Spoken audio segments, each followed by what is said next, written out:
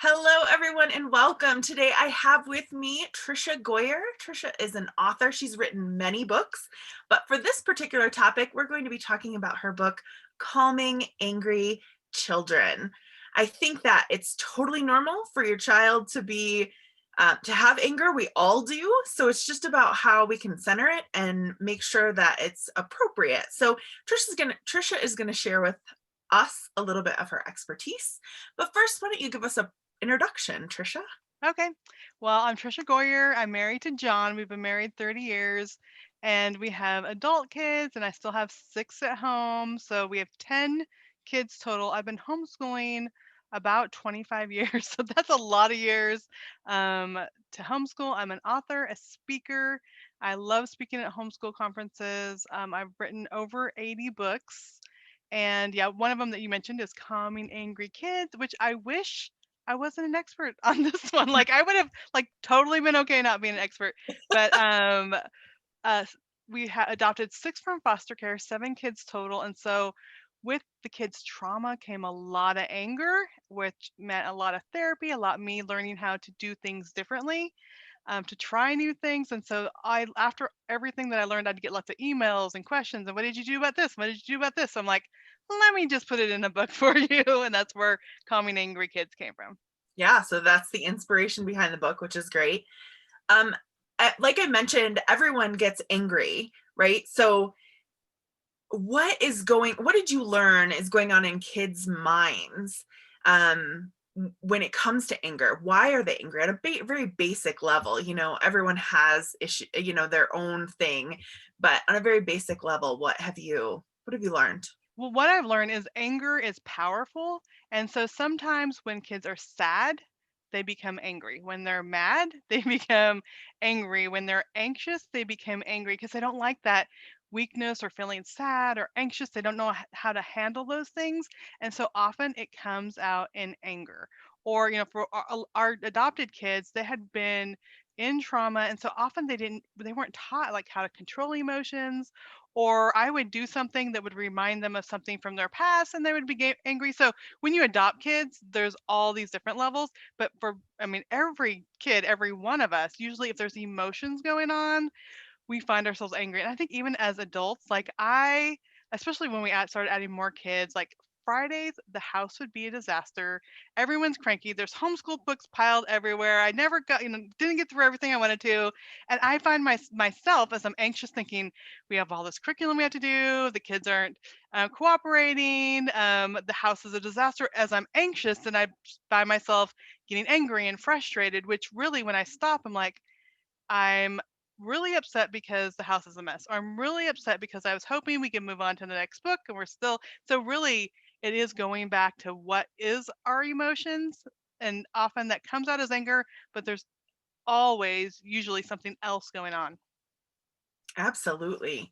Um, as a homeschool mom with, as you've said, many years of experience, what have you learned about, you say, relationships over rules? Hmm. So I want to dive into that a little bit deeper and talk about what you've learned Yeah. when it comes to that. Yeah, absolutely. So I think because we are homeschool parents, we often think we want this time with our kids. And so I think initially we often start out with that intention, like we want this time together and to do crafts and bake and make games. And then somewhere in the middle of it, we forget about the relationship part and we're just looking at the curriculum. We're looking about getting this done and they're not sitting still. And so we start adding up rules. And I remember when we adopted our kids, four of them were between the ages of 11 and 15, and they'd been in public school. So I'm like, I need to show them how homeschool is run. So we sat down, we start at this time, we're going to do Bible study first. Like I had all these rules, and it was not going well. First of all, they weren't used to me. They were used to being at a public school. They weren't used to how things were run. And instead of me just realizing, like, oh, this is time for us to get to know each other, like they hadn't even been living with us long. And I'm like, rule, rule, rule. And it was like out of my stress and frustration, this is not going well, realizing like, okay, I need to back off. I need to think about the relationship. Like we're still getting to know each other, or even if you're having adopted kids, that what does my child enjoy? How can we tie that into our curriculum?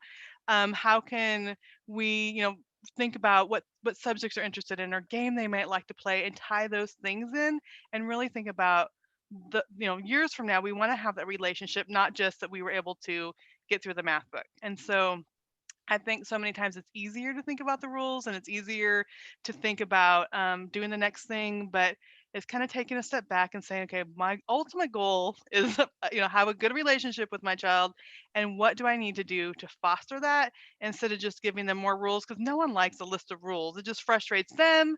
It frustrates me, and so considering like the hearts of our kids instead of just getting everything done.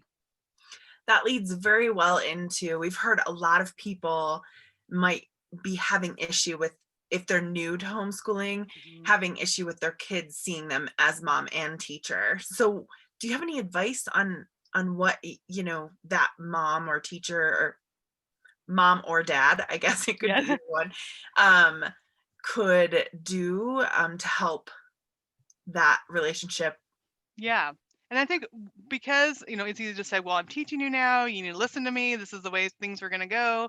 And maybe if they were in public school or a private school, things were different before. I think instead of just saying, well, this is my way or the highway, maybe say, is there something that your teacher did that you liked?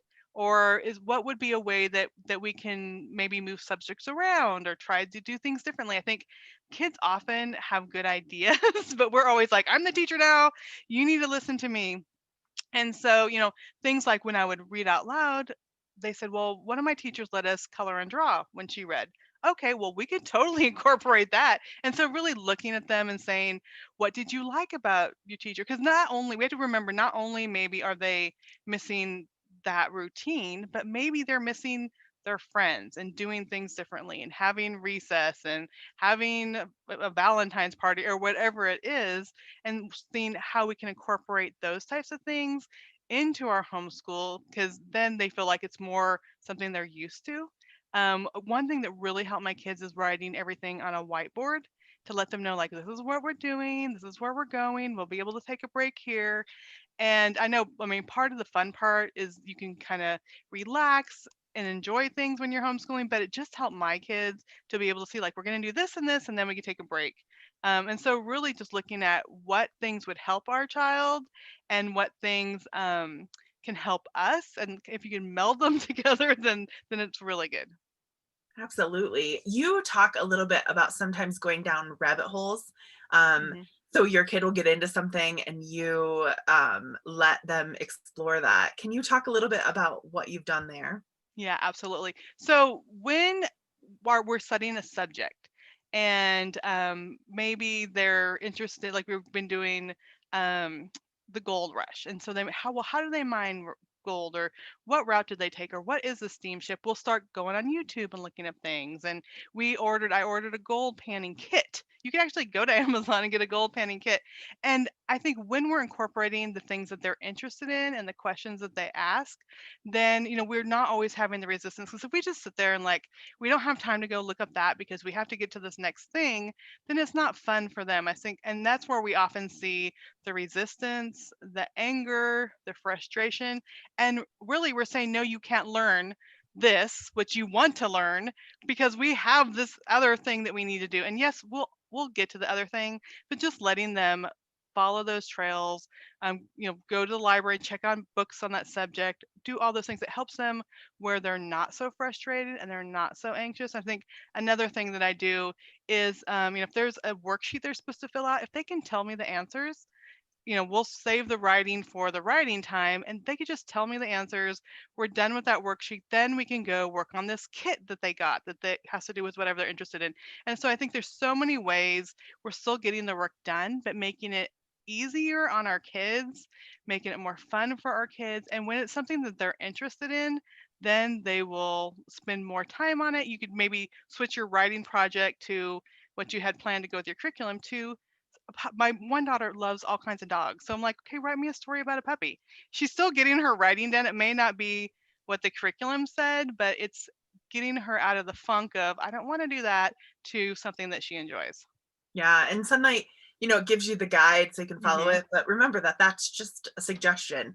You can take or leave whatever is working for you, and you can make up your own thing, like Yeah. writing about dogs, which is Yes. totally doable. Or if you're finding, like, some of the stories, years ago, it was the what was the little guy's name? Little Pear. The Yeah. Little Pear books, and my kids just love that so much, and so, yes, maybe Monday we're supposed to start a new book, but we just went and got some more Little Pear books, and that's okay, like, it's still they were enjoying that. Sonlight said, "We're just gonna work on this book," and then but my kids I think we read 3 Little Pear books, and that's okay because they were loving it, they were enjoying it. So, I mean, yes, it is, and I love the guides and I love the books, but sometimes it's okay to like go off over here a little bit. We're always going to come around.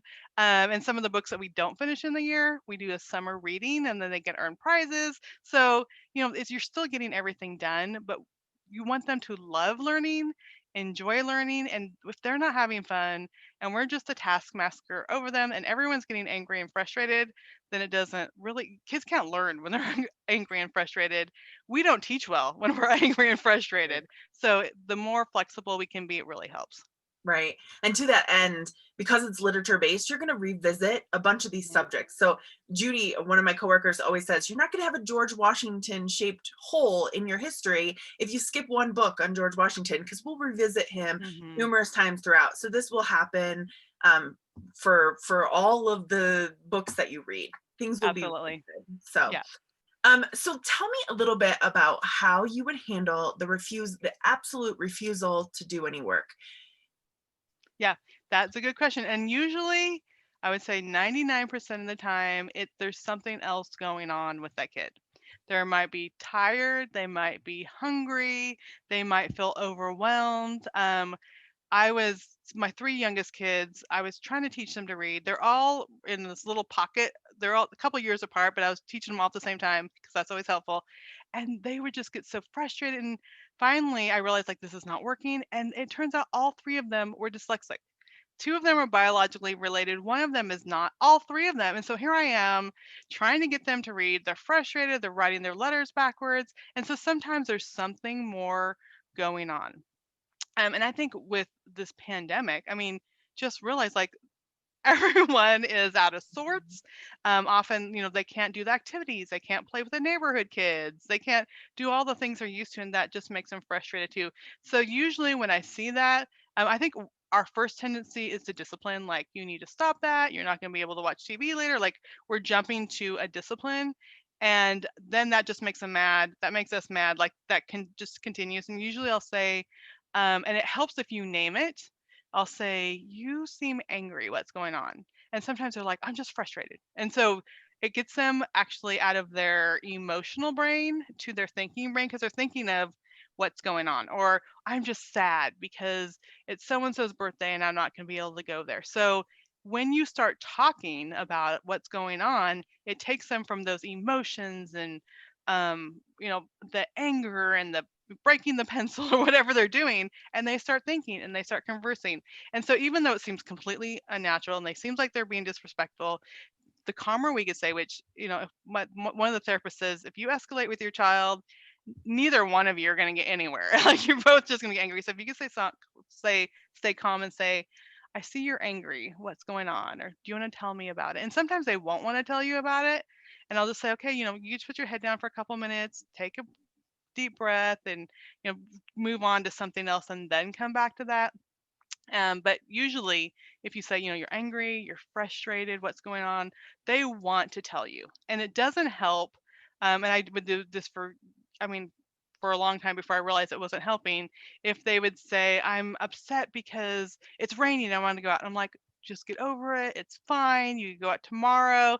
It doesn't help things because I know when I'm angry or mad about something or sad about something, if someone says it's no big deal, don't worry about it, I'm like, why are you telling me what I should do with our emotions? And so often I'll say, yeah, that makes me sad too, or that makes me angry too. I could tell that that's disappointing. And again, going back to the conversation, we could start talking about it instead of just saying, you're not going to do this, or you need to change this, or you shouldn't feel that way. The conversation knows that we empathize with them. We feel that way too sometimes. Let's talk about this. And sometimes I'll say, let's take a breather. We'll come back to this in 10 minutes. And then just knowing that you are listening to them, that you care, that you want to know what's going on, often they're able to pull themselves out of it and actually do the work. Or maybe sometimes we'll just say, you know what, this is a hard day to do this. We'll come back to this tomorrow. Why don't we pick up this book and read it? Why don't we do a craft project? If if it's not typical for that kid to do that, then that's easier to do. If it gets more to be a daily thing, then maybe look at more what's the bigger picture, what's really going on. Is it struggle learning? Is it they're not getting enough sleep? Is it they're getting too much electronics? And you could kind of see what's going on with them. But if it's just an occasional thing, it's okay to say, yeah, this is a hard day. Let's, not worry about these heavy subjects. Let's do something lighter and move on. Absolutely. What are age appropriate ways to express anger? So you and I guess it's really hard to know how to express anger no matter what age you are. Yeah. I think age appropriate. I mean, often little kids when they can't do things that they want to do, especially because we're homeschooling all kinds of ages, and they say the big kids are playing with the hot glue gun, and I want to. I mean, often those little kids are just out of their frustration, not be able to do something. They'll get angry. And we might see those little tantrum type of things. I mean, we should not see elementary school or high schooler like throwing a tantrum like that. I mean, they really need to move. And if you find that your kid is struggling with anger and can't control your anger, that's a great time to get a really good counselor or therapist to work with your child. And one of our kids, we just realized like she didn't know what to do with her emotions. She didn't know how to calm herself down. And so they worked with getting her a calm bag where it had bubbles and a stress ball and different things. So when she started feeling that way, she knew she had to be trained to go to her bag and get those things and use them. And I think so many times, like we teach our kids how to brush their teeth and how to make a sandwich and how to write their alphabet, but we often don't even teach them how to express their anger, or we don't give them the space to do that. And so I would always like, especially with the bigger kids, go after them. You need to stop acting that way. Well, that's not helping anything. And the therapist is like, go, I've taught her skills, give her some space, let her go calm down. And so, often I'll say, why don't you go do your calm bag? Or why don't you go chill out for a while and come back when you're ready? And that gives them the space to work on those skills. But first we have to teach them, and I think we can start teaching them when they're young. If you get stressed, take a deep breath, release your fist, go to a quiet place where you can get control of your emotions. We need to teach our kids these things. And then the older they get, hopefully they can learn to express their anger in better ways. And I know sometimes, like when I'm angry, I can feel my heart pounding. I can start feeling myself stressed, and I have to learn, like, mom's gonna go chill for 5 minutes. Like, you guys can Yep. take a break. I'm gonna go chill. I'm gonna go take a deep breath. I'm gonna go pray. I'm gonna go read some scripture verses. And so it's like actually a good model if you say, I'm getting a little angry right now. I'm gonna go calm down, and then later you can say, you know what, it just really helped me to go pray and take a deep breath. So then we're modeling what to do when we get angry and teaching them ways to act when they're angry. Absolutely. I always say that I need a timeout. I need a Yeah, time. I need a time out. Yes. My 12-year-old's always like, but I'm like, no, I need a time. Exactly. I need a And it's moment. okay. It's okay to take that time out. And another thing that I learned from one of the therapists, often when our kids are upset about something, they'll say things to get us mad. They'll say things to get us upset. And she says, when your daughter does that, if you're angry, then she's not the bad guy. Like all of a sudden she's like, you're yelling at me. And so the therapist is like, if you stay calm, then you win. Like you can stay calm, you could be the rational one, you could help your child. So when they're doing that stuff and you don't love me or you're mean, and I know what they're doing. I know they're trying to get me angry. Because suddenly, if I'm angry too, then they can like become a victim instead of dealing with the anger. And so I'm always tell myself, okay, stay calm, have a timeout, step away. And the more we can do that and stay calm, it really helps our kids. Absolutely. So what about sibling rivalry? That word gets me every time. I know. But what do you how do you handle that? You have a lot of kids at home that you're Hmm. teaching. So do you ever have those conflicts? And then how would you navigate that? Yeah. And I think with that, different kids have different needs. And so I'm always praying like, God, show me today which kid needs what. And so often, if you see that between siblings, it may be because one of those kids are not getting their needs met in some way. And then they see another child. So, for example, we had a teenager that was going through a lot of struggles. And so we're having to do extra therapy sessions and parent therapy sessions. And the therapist suggested we do parent daughter dates. And like we're trying to help this one child. Well, all the other kids just think, well, she's acting out, but she gets all this extra attention. And so then they're like mad at her because and we realize like, oh, what they really want is they want more time with us. And so then we're like, we're doing mommy or daddy dates with all the kids. And so we said once a week, either my husband and I are taking a child out to lunch or even like to go through drive through and get a smoothie, like something, because we realized that rivalry, the sibling rivalry, was really they just want some private time. They want some attention. Or like one of my daughters loves to do crafts. And so if I could just sit down like, hey, you want to make this? I got this little craft kit. Like it's filling their love tanks. And so often if we see them acting out against a sibling, it's often because they're not getting their love tanks filled and they're not having that time with us. But also some personalities just clash. like we have some personalities that are super loud and we have some that are more quiet and they don't like all the loudness. And so I will make sure they're sitting apart.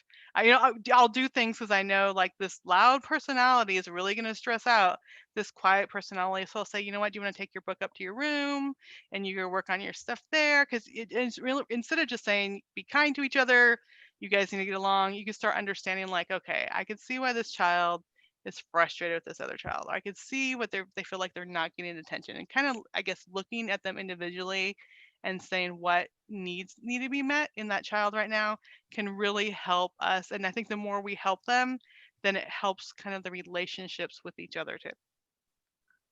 Perfect. I'm going to switch gears just a bit because you also have another book called um, The Grumble-Free Year. Yes. And so I want to sort of tie these two together a little bit because I want to know if the experiencing the grumble-free year has helped with sort of navigating some of those anger issues with Yeah. children.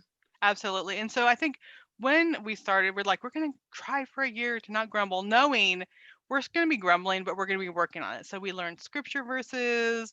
We read the Bible stories, like the Israelites. We read all of the story of the Israelites in the desert, and they're like, I'm so tired of these Israelites grumbling. I'm like, I know, and that's how we are. And so we did some things through that year that helped us, but really what it came down to is realizing like each of us grumble and each of us can control either we're going to grumble or be grateful. And in the middle of the year, I'm like, we're homeschooling. We're trying to work on not grumbling. My grandma, who lives with us, she's 91 now. She broke her back, and I'm like, okay, so not only am I taking care of the kids and homeschooling, her bedroom is right next to the dining room where we homeschool. She couldn't sit up by herself. I'd have to go in there and help her to use the bathroom, like all these things. And I remember just feeling like, oh my goodness, I'm supposed to not be grumbling, and there's even more pressure going on. And in the middle of one of our days, we heard grandma in there just singing praises. She can't even sit up by herself. She's in a back brace. And she's just singing. And I'm like looking at the kids. I'm like, listen to that. And all of us realize like we grumble about little things and grandma's in there with a broken back and she's just praising God. And that was really a turning point for us, to say like, should we be grumbling about this? And I realized like when I realized I'm starting to grumble and I apologize, then pretty soon my kids started to grumble. When they started to grumble, they would stop and apologize. And I would say by the end of the year, I could really see a big difference where someone would catch themselves when they started grumbling, instead find a way to be thankful. And often, yes, anger starts as little grumbles and then little grumbles grow. And so if we could just focus on the things we're grateful for and the things that we appreciate about each other. That's another thing. One of my daughters would always grumble when I asked her to do her kitchen chore. She would just be in there grumbling, and I realized it was because I would go in there and say, you didn't wipe out down the counter right, or you didn't do this and they're still dirty. So here I am picking on her, that she's not doing everything right. And so she, of course, who wants to go do a chore when you have mom in there doing that? And so when I went in there, started saying, I appreciate you. Wow, this is really clean. Like this one little spot is really clean. Pretty soon she's like, oh, I can do more. I can clean this whole spot. And then I just go praising her.